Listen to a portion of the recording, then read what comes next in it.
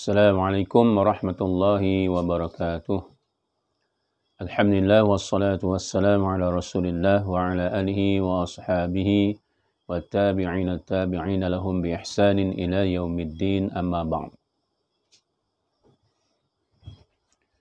Para pelajar yang dihormati oleh Allah sekalian,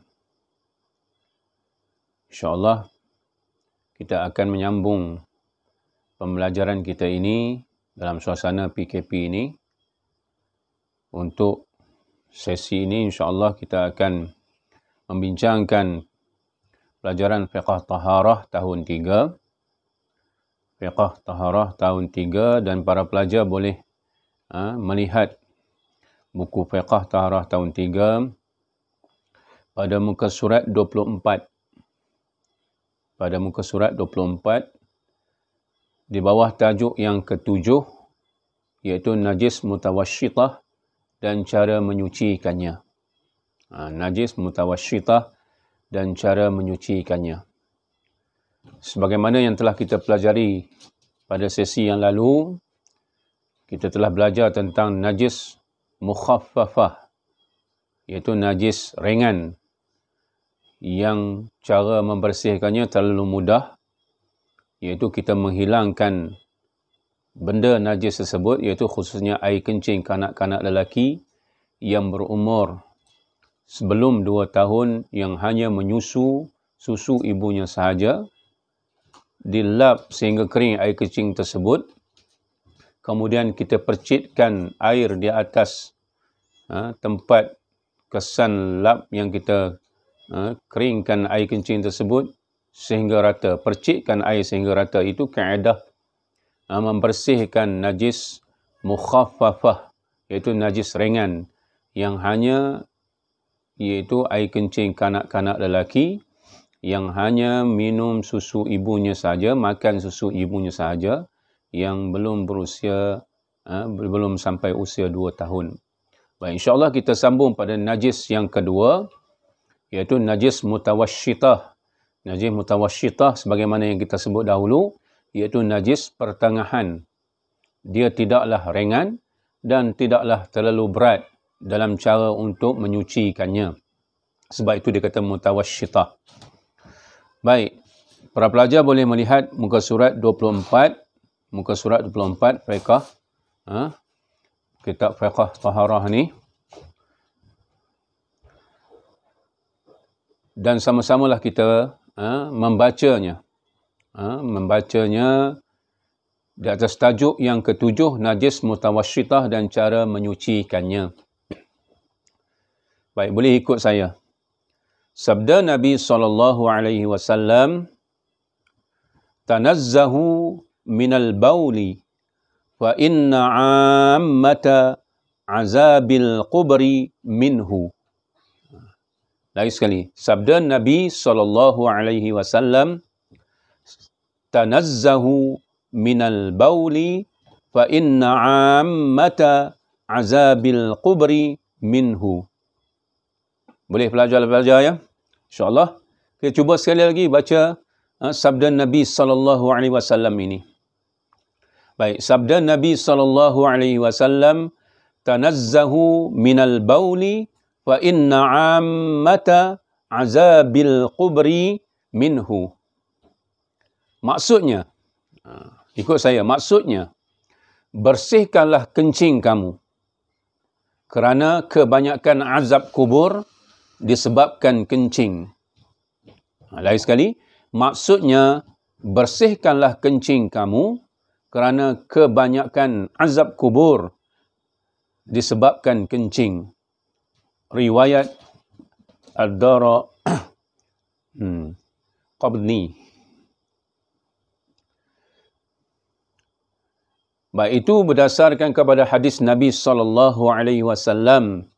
Nabi menyebut bahawa di antara azab kubur yang dialami oleh umat Nabi Muhammad SAW khususnya ialah dengan sebab tidak membersihkan kencing, membersihkan kencing dengan sempurna, ataupun tidak membersihkan membasuh kencing kita. Bila kita kencing, kita tak basuh, Yang mengakibatkan Nabi kata kebanyakannya mereka yang diazab di alam kubur kerana tidak membersihkan kencing. Kerana ambil mudah dalam soal kencing. Kencing-kencing gitu je tinggal. Tandas pun tak basuh, tak jirui. Kencing pada badan, najis yang ada pada badan kita pun kita tak basuh. Inilah yang memungkinkan Nabi SAW menyebut dalam hadis ini, yang menyebut bahawa kebanyakan daripada azab kubur itu disebabkan kerana tidak membersihkan kencing. Kenapa disebut kencing ni? Kerana kencing itu adalah salah satu daripada najis mutawasyitah. Kita nak sebut tentang najis mutawasyitah ni. Salah satu daripada najis mutawasyitah itulah kencing, air kencing. Sebagaimana yang kita sebutkan sebelum ni, bahawa selain daripada air kencing kanak-kanak lelaki yang belum berusia 2 tahun, yang hanya minum susu ibunya sahaja, yang hanya makan susu ibunya sahaja, dan selain daripada anjing dan babi dan keturunannya. Anjing dan babi dan keturunannya itu masuk najis mughallazah. Tadi air kencing kanak-kanak lelaki itu najis mukhaffafah. Mana selain daripada najis mukhaffafah, selain daripada najis mughallazah, ianya adalah najis mutawasyitah.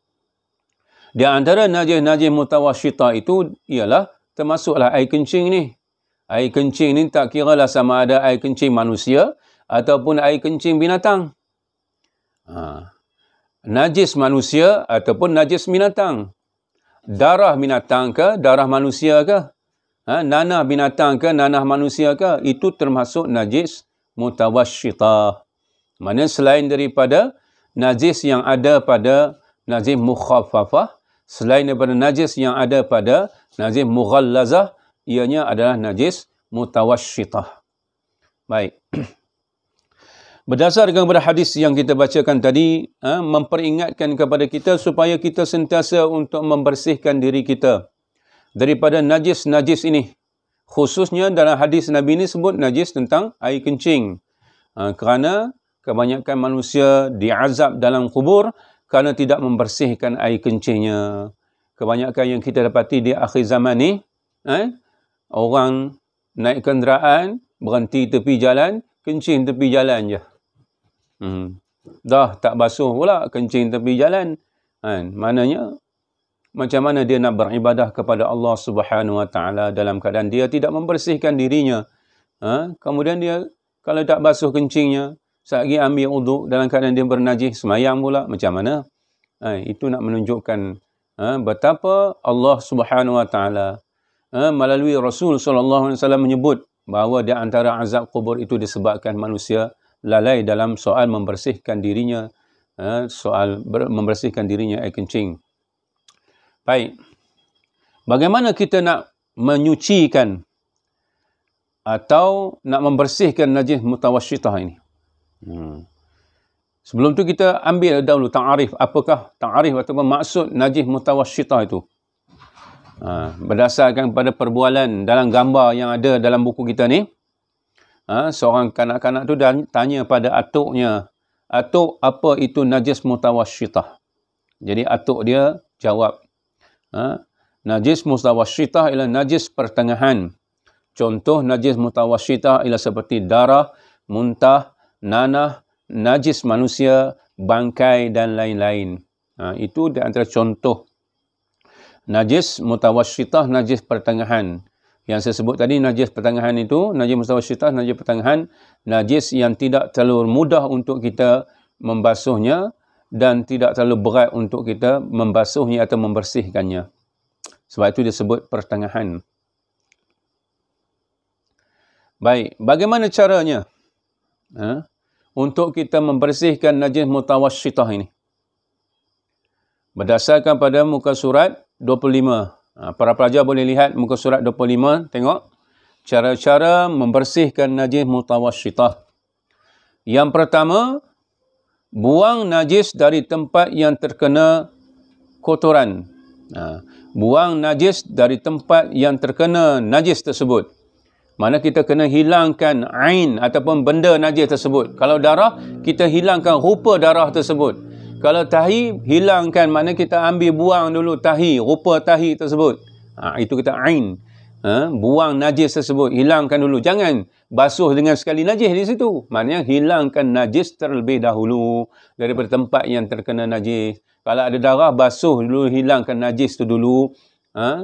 Kemudian basuh tempat yang terkena najis dengan air mutlak. Syaratnya mestilah membasuh najis mutawasyitah itu dengan air mutlak. Sebagaimana yang kita belajar sebelum ni, apa itu air mutlak? Iaitu air yang bersih, yang suci dan dia boleh menyucikan yang lain. Itu air mutlak. Termasuk air mutlak itu ada 7 jenis yang kita belajar sebelum ni. 3 daripada langit, 4 daripada bumi. Daripada langit yang mana? Hujan, salji, embun. Itu daripada langit. Itu air mutlak. Daripada bumi, air laut, air sungai, air mata air, air perigi ataupun air telaga. Itu air mutlak yang boleh kita gunakan untuk membersihkan najis mutawasyitah. Kemudian setelah kita buang najis dan kita basuh dengan air mutlak, yang ketiganya, pastikan bahagian yang terkena najis itu hilang bau, warna dan rasanya. Syarat untuk membersihkan, syarat untuk membuktikan bahawa najis tersebut telah bersih daripada tempat yang kita sucikan itu, ialah mesti hilang bau najis tersebut. Yang pertama. Yang kedua, hilang warna ataupun rupa najis tersebut. Dan yang ketiganya ialah rasa. Bukan rasa ni rasa dengan lidah, tak. Jangan rasa dengan lidah. Rasa ni maksudnya bila ada sesuatu najis pada pakaian atau tempat yang terkena pada badan kita tu, rasa kelicinan, rasa licin dengan sebab ada najis. Rasa licin. Bila kita basuh, dia akan menghilangkan kelicinan tersebut, dia rasa kesat. Itu tanda bahawa tidak ada najis lagi dah. Itulah cara untuk membersihkan najis mutawasyitah. InsyaAllah, para pelajar dapat memahaminya apa yang dimaksudkan dengan najis mutawasyitah dan bagaimana cara untuk membersihkannya. Para pelajar boleh merujuk pada muka surat 24 dan 25 pada muka surat Fiqh Taharah ini insyaAllah. Seterusnya, saya mengharapkan para pelajar untuk membuat aktiviti pada muka surat 26 dan 27. Muka surat 26 dan 27 ada aktiviti 1 dan aktiviti 2. Aktiviti 1, isikan tempat kosong dengan jawapan yang betul. Cari jawapan pada muka surat 24 dan 25 tu. Ada jawapannya di situ. Begitu juga dengan aktiviti 2, bincangkan cara-cara menyucikan najis mutawasyitah. Cara-cara tadi kita dah baca tadi. Pada muka surat 25, bagaimana cara untuk membersihkan najis mutawasyitah. Ada 3 step ataupun tindakan yang perlu kita lakukan. Tindakan pertama, kedua dan ketiga. Dan insyaAllah saya mengharapkan para pelajar selepas ini mampu untuk menyelesaikan aktiviti setelah kita memahami apa itu najis mutawasyitah. InsyaAllah sekadar itulah untuk pelajaran kita pada pagi ini. Wabillahi taufiq wal hidayah. Wassalamualaikum warahmatullahi wabarakatuh.